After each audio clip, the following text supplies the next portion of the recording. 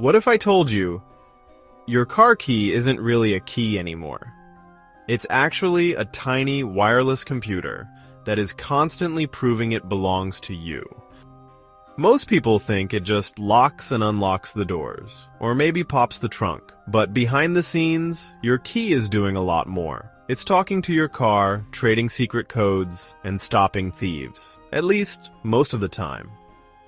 Welcome back to the Smart Side. This is where we learn how the world really works.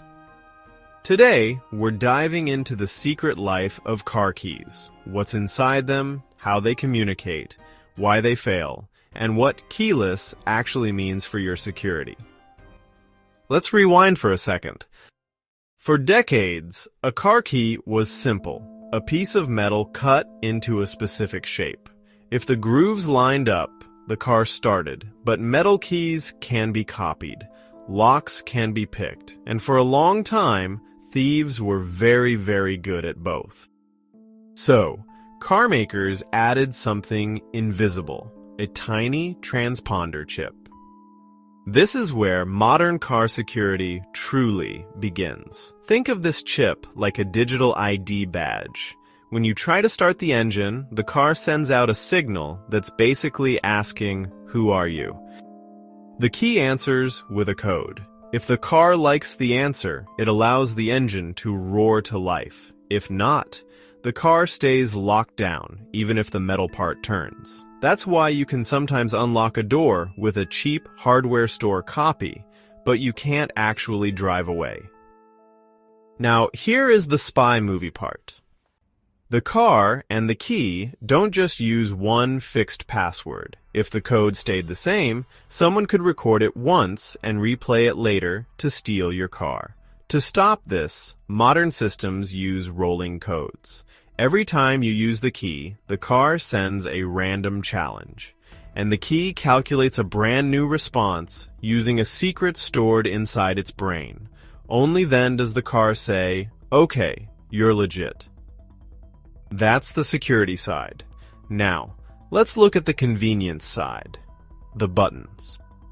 Your key fob is a miniature radio transmitter. When you press unlock, it broadcasts a short radio message. And just like the engine security, these signals are synchronized. Each press uses a new code from a secret sequence that only your car and your key know. But even with these digital defenses, thieves found a way in. It's called a relay attack. This is the biggest threat to keyless entry and push-to-start systems. In a keyless system, your car is constantly listening for your key. If it senses you're nearby, it unlocks. A thief can use two devices to trick the car. One device stands near your front door to wake up the key inside your house, while the second device sits by the car. The first device grabs your key signal and beams it to the second device, making the car think you're standing right there with the key in your pocket. And just like that, the car opens. This is why you'll see people storing their keys in signal-blocking Faraday pouches. It physically cuts off that digital conversation. To be fair, car makers are fighting back. Some newer keys have motion sensors that go to sleep if they haven't moved for a few minutes. Others use ultra-wideband tech to measure exactly how long a signal takes to travel. If the signal takes too long, the car knows it's being relayed from a distance and refuses to open. But the bigger point is this. Modern keys are part of an ongoing security arms race.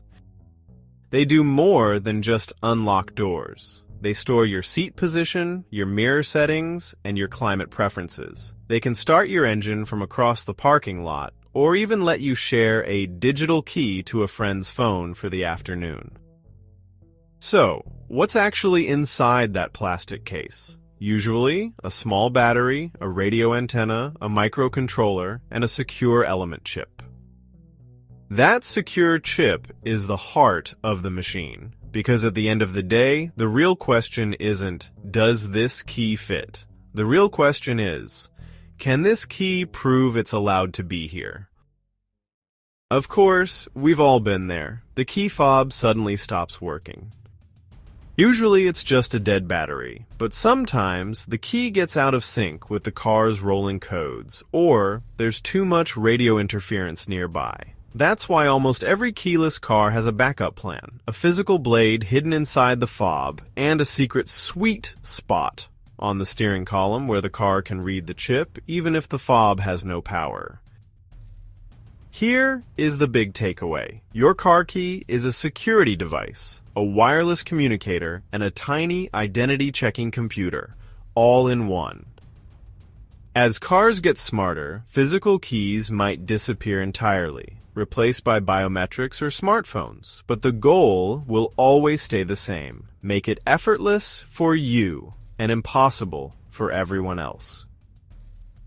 If you enjoyed learning something new today, please hit like and subscribe. It genuinely means a lot to us, and it helps us reach more curious minds like yours. Tell me in the comments, have you ever had a smart key fail on you at the worst possible time? Thanks for watching. You're closer than you think.